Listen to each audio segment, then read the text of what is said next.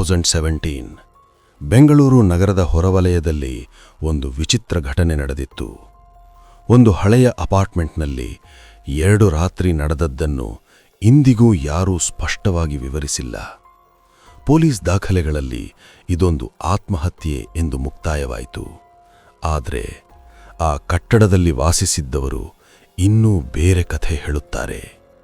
ರಾತ್ರಿ 10:20 ಬೆಂಗಳೂರು ವೈಟ್ಫೀಲ್ಡ್ ಹತ್ತಿರದ ಹಳೆಯ ಅಪಾರ್ಟ್ಮೆಂಟ್, 3 ಮಹಡಿ ಕಟ್ಟಡ.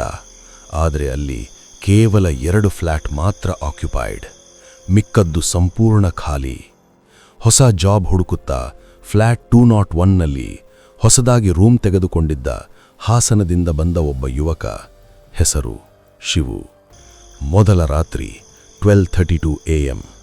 ಆಳವಾದ ನಿಶ್ಶಬ್ದದ ನಡುವೆ ಮೇಲಿನ ಫ್ಲ್ಯಾಟ್ನಿಂದ ಭಾರೀ ವಸ್ತು ನೆಲದ ಮೇಲೆ ಎಳೆದ ಶಬ್ದ. ಶಿವು ಕಣ್ಣು ತೆಗೆದು ಮೌನವಾಗಿ ಕೇಳುತ್ತಾನೆ. ಮತ್ತೆ ಅದೇ ಶಬ್ದ. ಅವನು ನಿಧಾನವಾಗಿ ಬಾಗಿಲು ತೆರೆದು ಮೇಲಿನ ಮಹಡಿಗೆ ಹೋಗುತ್ತಾನೆ. ಫ್ಲ್ಯಾಟ್ 301 ಬಾಗಿಲಿಗೆ ಲಾಕ್ ಹಾಕಿದೆ. ಹ್ಯಾಂಡಲ್ ಮೇಲೆ ಧೂಳು.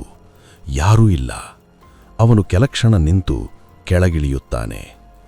2ನೇ ದಿನ ಬೆಳಗ್ಗೆ ಶಿವು ಸೆಕ್ಯೂರಿಟಿ ಗಾರ್ಡ್ಗೆ ಕೇಳುತ್ತಾನೆ, ಸರ್, 301 ಫ್ಲ್ಯಾಟ್ನಲ್ಲಿ ಯಾರಾದರೂ ಇದ್ದಾರಾ? ಸೆಕ್ಯೂರಿಟಿ ಹೇಳುತ್ತಾನೆ, ಅಲ್ಲಿ 2 ವರ್ಷದಿಂದ ಯಾರೂ ಇಲ್ಲ ಸರ್. ಶಿವು ಮಾತಿಲ್ಲದೆ ಹಿಂದಿರುಗುತ್ತಾನೆ. 2ನೇ ರಾತ್ರಿ 12:45 AM. ಮತ್ತೆ ಅದೇ ಶಬ್ದ. ಈ ಬಾರಿ ಸ್ಪಷ್ಟವಾಗಿ ನೆಲದ ಮೇಲೆ ಮರದ ವಸ್ತು ಎಳೆಯುವ ಕಿರುಚುವ ಶಬ್ದ.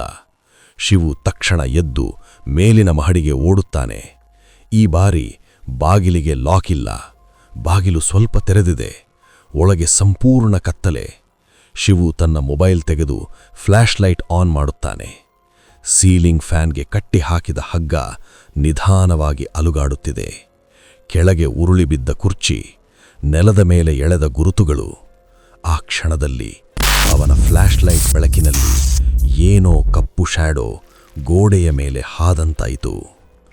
ಮುಂದಿನ ದಿನ ಬೆಳಗ್ಗೆ ಅಪಾರ್ಟ್ಮೆಂಟ್ ಮುಂದೆ ಜನಸ್ತೋಮ, ಪೊಲೀಸ್ ವಾಹನ, ಸೈರನ್ ಶಬ್ದ, ಜನರ ಗುಸುಗುಸು.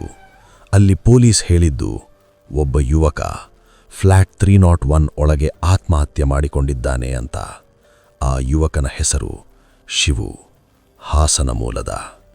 ಆದರೆ ಒಂದು ಪ್ರಶ್ನೆ ಮಾತ್ರ ಇಂದಿಗೂ ಉತ್ತರವಿಲ್ಲದೆ ಉಳಿದಿದೆ.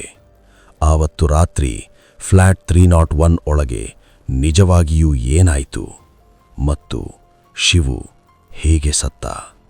ಈ ರಹಸ್ಯ ಇಂದಿಗೂ ಆ ಹಳೆಯ ಅಪಾರ್ಟ್ಮೆಂಟ್ ಗೋಡೆಗಳೊಳಗೆ ಮೌನವಾಗಿ ಉಳಿದಿದೆ.